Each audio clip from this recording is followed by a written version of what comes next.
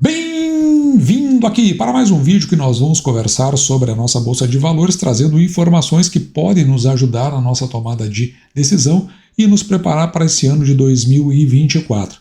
O material que eu vou trazer aqui para discussão, ele veio através de uma reportagem e trata de um artigo que foi escrito principalmente para os clientes do autor do artigo e depois foi divulgado de forma que possa ajudar o mercado como todo a ter um entendimento da situação que atualmente ocorre e o que se pode ter por vir pela frente. Então, como pode se tornar longo, vamos direto ao assunto. O material foi publicado na Money Times, ele foi publicado aqui no dia 8 de janeiro de 2024 e é assinado por Market Makers. É um canal do YouTube que fala sobre economia em termos de caráter geral e, às vezes, de mercado em caráter específico. A manchete nos traz assim, o Brasil, um mau começo, mas, veja que o advérbio ainda não é um problema.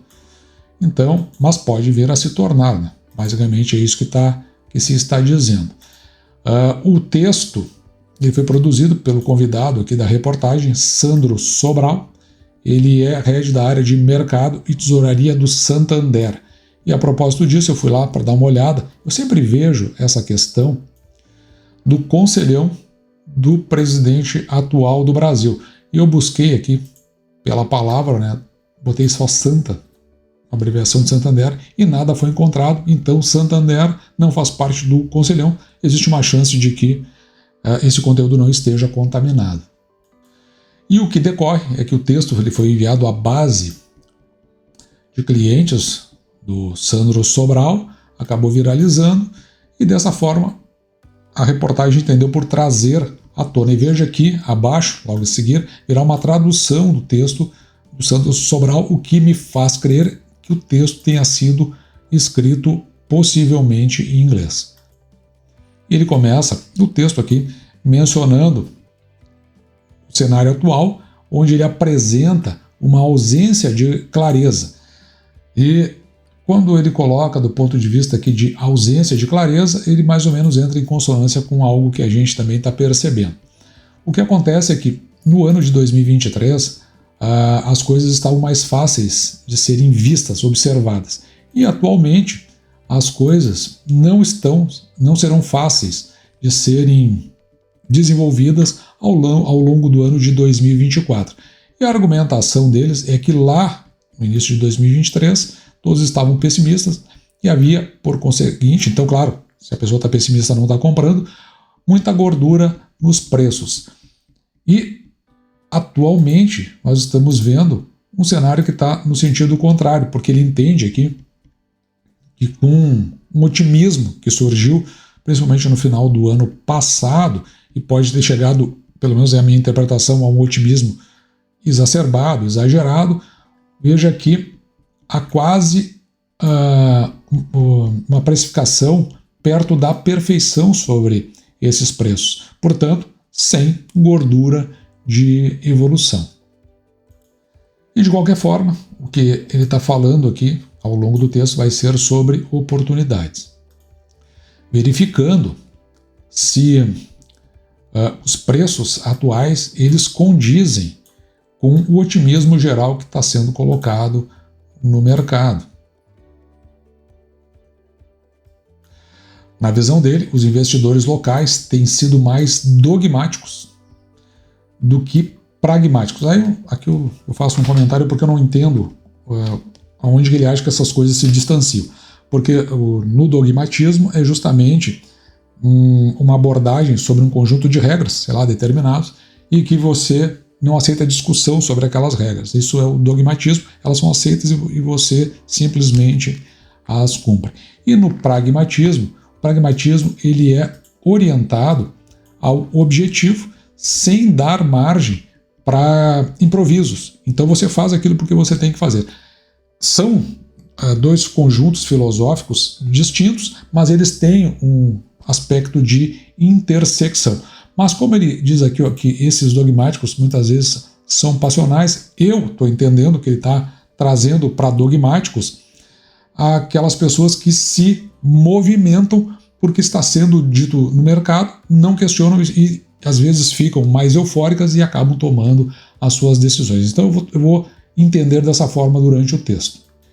E esses mais passionais, o que acontece é que eles acabam não olhando como deveriam, pelo menos, né, para os fundamentos e para os níveis de preço.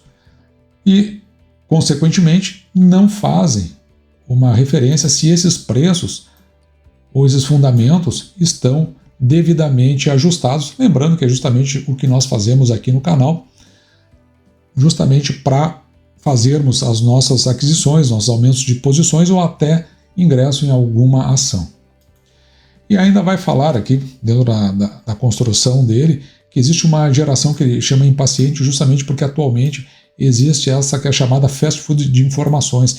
E um pouco ele tem a razão, eu não vou entrar no mérito de discussão sobre gerações, mas é verdade que circula muito nos meios, principalmente os meios de mídia social, informações muito rápidas, as 7 dicas, os 7 segredos, os 5 segredos, as 8 orientações, e isso dá informação muito curta para as pessoas, acaba motivando, levando ela a essas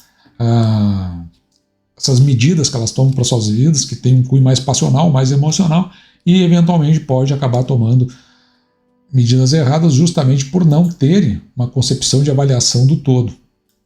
O que requer muito mais tempo e muito mais dedicação e informações mais consolidadas, é exemplo do que a gente vem tentando fazer aqui no canal. E por conta disso, nessas movimentações mais passionais, acaba gerando aí extrema volatilidade nos preços do mercado. Não sei, não sei se é exatamente isso. Às vezes só parece que são aqueles investidores com apelo mais especulativos, eles veem o momento oportuno, colocam o momento que eles entendem que não é mais tiro, e aí sim, na consequência, acabam afetando essas pessoas que têm essa maior impaciência e que se posicionam de uma maneira mais passional. Segundo ele, ainda há uma introdução de ruídos por conta disso tudo que nós estamos falando, de maneira que o preço dos ativos eles acabam flutuando muito mais do que os fundamentos dos próprios ativos. Na realidade, eu não enxergo assim, né? O meu ponto de vista é que os preços você vê toda hora, a cada segundo eles se apresentando na tela. Já os fundamentos, claro que eles demoram mais, a gente só consegue ajustar o fundamento das empresas trimestralmente. Então, entre uma apresentação de resultado e outra, muita coisa acontece aqui no meio, porque o preço é evidenciado com muito mais frequência. Uma olhada aqui um pouquinho mais para baixo, no texto, onde vai ser feita uma abordagem, né, do ponto de vista de 2 cenários, né, o cenário doméstico e o cenário global. Basicamente é o que nós verificamos aqui no canal, porque a gente faz a abordagem desses 2, que ele chama aqui de fatores, um fator doméstico, principalmente, uma vez que, claro, o nosso é o mercado onde nós trabalhamos. Mas o que ele traz aqui, que eu entendo que é de relevante, é porque o que ele chama de indústria financeira brasileira, em relação à economia como um todo, ela está, na verdade, concentrada em uma pequena região, que normalmente vai ficar na região ali de São Paulo, talvez se estenda um pouquinho para o Rio de Janeiro, e eu tenho visto isso aí até as inscrições que são feitas no canal, a gente sabe as regiões que vêm, e predominantemente fica entre São Paulo, Rio de Janeiro, um pouquinho do Paraná, Minas Gerais, e depois o resto é distribuído. Claro que como eu sou do Rio Grande do Sul, que aqui vai ter uma preferência pela entrega da plataforma, mas tirando isso, ele quer dizer que dentro desse contexto as pessoas acabam desfrutando dessa concentração de pessoas, acabam desfrutando de posições semelhantes, estilo de vida semelhantes, ideologias semelhantes, e acabam enxergando o contexto de uma forma muito semelhante, inclusive tomando as medidas muito parecidas. Por outro lado, se nós olharmos para os aspectos globais, está mencionado aqui, ele vai falar disso em 2 parágrafos, a abordagem ela corre na linha de que os mercados possam ter ficado viciados em estímulos e medidas emergenciais de resgates feitos pelo governo. Eu acho aqui que ele está se referindo ao período pandêmico, que houve justamente o lockdown que aconteceu, claro, tem uma segurada da economia, e o governo entrou como um agente estimulador da economia, já que, como as pessoas estavam em casa, não havia produção. Ou seja, uma visão keynesiana que ela funciona ela é bastante interessante nesses momentos em que nós encontramos, né, algo de grave que acontece do ponto de vista da economia, como foi, por exemplo, a Grande Depressão dos anos 20 do século passado. E por terem se acostumado com esses resgates do governo, que agora já não acontece com mais frequência, as pessoas elas ficam um pouco na expectativa, um pouco na frustração. E é isso que ele diz aqui, que vai adicionar uma volatilidade, ou seja, uma variação maior dos preços. E juntando esses aspectos domésticos e globais, é o que ele leva para um desempenho horrível na gestão de risco do ano passado. Ou seja, simplesmente não tendo essa visão mais acurada sobre o risco, as pessoas se aprofundaram dentro da compra de ativos, né, no geral, não estou falando só da Bolsa de Valores, e desprezando os riscos e fazendo a elevação dos seus preços. E esse desempenho horrível que ele chama aqui na gestão de risco foi levado por uma dificuldade de analisar o andamento econômico como um todo, às vezes um ponto de vista pessimista, às vezes um ponto de vista mais otimista, e inclusive para esses que ele chama de ele chama aqui analistas de baixa frequência. Quem é um analista de baixa frequência? Eu, por exemplo, sou analista de baixa frequência. Eu analiso as empresas apenas trimestralmente, e diferente de outros analistas que fazem análises diárias. Essas informações que eu trago aqui, elas fazem uma composição para a gente mais ou menos olhar, olha, as coisas estão mais ou menos nesse caminho, mas não chega a se fazer uma análise. A análise que a gente prefere é a fundamentalista, empresa a empresa, e muitas vezes até dissociando essas empresas que nós analisamos no canal do mercado. E eventualmente a gente faz uma ligação, mas é em circunstâncias muito especiais. Outro aspecto aqui, que pelo menos a minha chamou bastante atenção, foi quando ele falou desse parágrafo aqui, que eu vou fazer um adendo. Ele esteve ausente por 2 semanas, acho, do Brasil aqui, depois ele observou no retorno que os investidores estavam extremamente alavancados, ou seja, você está tirando dinheiro das instituições financeiras para colocar em cima dos seus investimentos, trabalhando com empréstimos. E aqui que eu abro o parêntese. Para esta reportagem do seu dinheiro, veja que o autor, na manchete aqui de Pai Rico, Pai Pobre, eu não vou entrar nesta matéria. Mas o que ela diz aqui na manchete é que ele afirma ter mais de 5 bilhões em dívidas e que ele não confia no dólar. Depois a gente entra um pouquinho no dólar, mas o que ele quer dizer é o seguinte, veja, ele vai falar aqui sobre dívida boa, dívida ruim, e o Robert Kiyosaki, tinha me esquecido o nome dele, ele escreveu o livro Pai Rico, Pai Pobre. Eu li na época, ali no início dos anos 2000, para mim um livro muito ruim, eu nunca gostei desse livro, mas aí também foi best-seller, e como ele mesmo diz numa entrevista que ele dá para uma senhora que estava fazendo mestrado, porque ela dizia, olha, eu não consigo vender meu livro, eu escrevo assim, assim, assado. Ele disse, não, quem sabe tu escreve desse jeito. E aí ela disse, não, mas aí eu vou comprometer meu estilo. Pô, mas acontece o seguinte, aqui em cima no livro Pai Rico, Pai Pobre, não está escrito best writer, ou seja, o melhor escritor, é best-seller, é o melhor vendedor. Então, quando ele diz isso, eu já, mais ou menos é o que eu achava do livro, ele está muito associado a vendas, ou seja, uma entrega lá atrás, quando nós vimos na reportagem, daqueles que querem consumir informações fast food, está dentro da rapidez. O livro, um dos tópicos dele, se chama... um dos capítulos se chama A Corrida dos Ratos, e aí ele faz a referência ao que levou ele a essa empresa aqui, ó, chamada Rich Global, LLC, onde ele vendia um jogo de tabuleiro chamado Cash Flow, que a ideia era sair da corrida dos ratos, ou seja, sair do endividamento. Depois ele lançou um software com o mesmo nome. E se a ideia era tu sair do endividamento, agora a gente está vendo a reportagem que ele, na verdade, vive de investimentos a partir dos endividamentos, o que ele chama de dívida boa. Aí não sei até que ponto ele não entra em consenso. O fato é que a Rich Global LLC acabou entrando com pedido de falência no ano de 2012.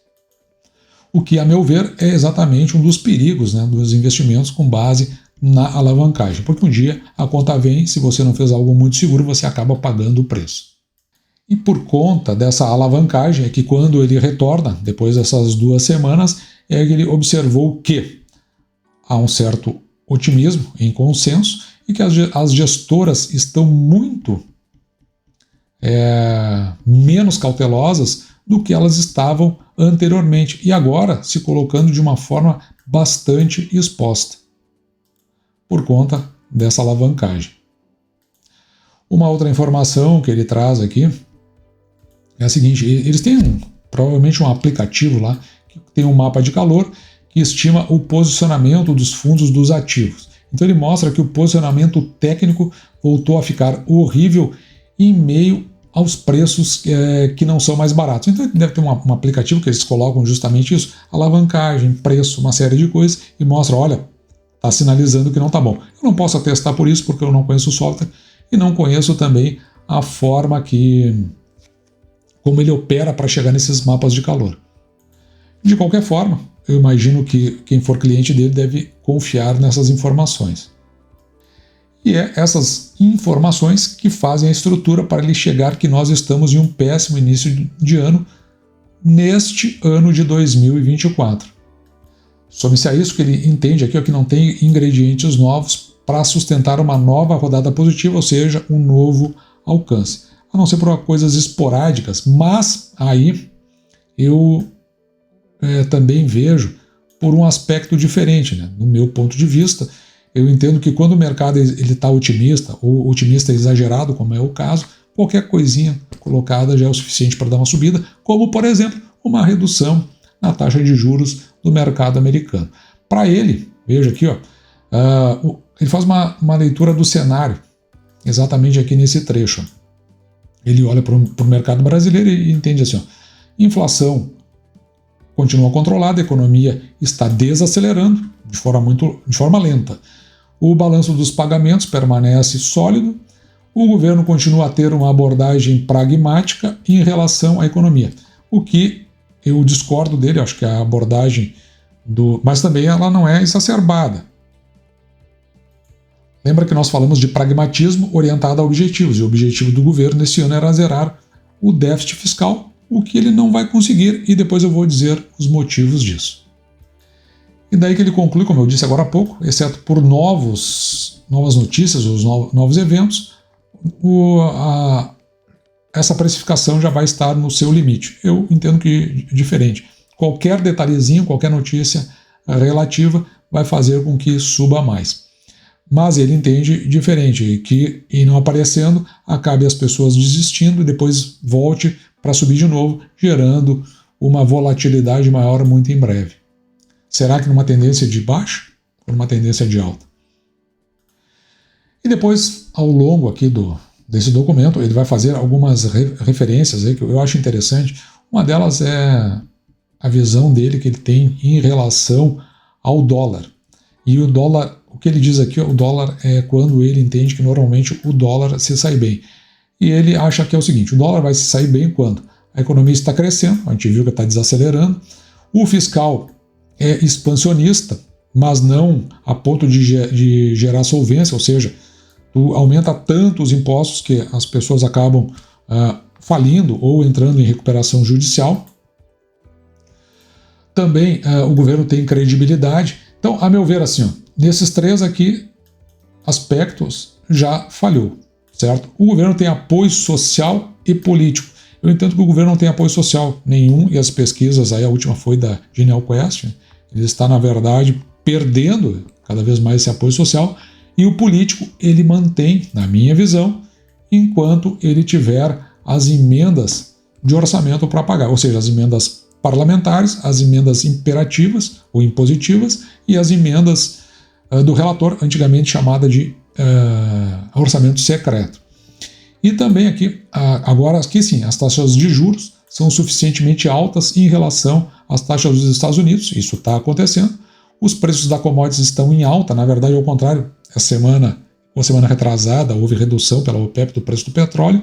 Quando não se desenvolve a China, baixa o preço da nossa commodity metálica, que é uma das principais aqui, então a gente não está nesse patamar. E, é claro, se o dólar estiver se enfraquecendo.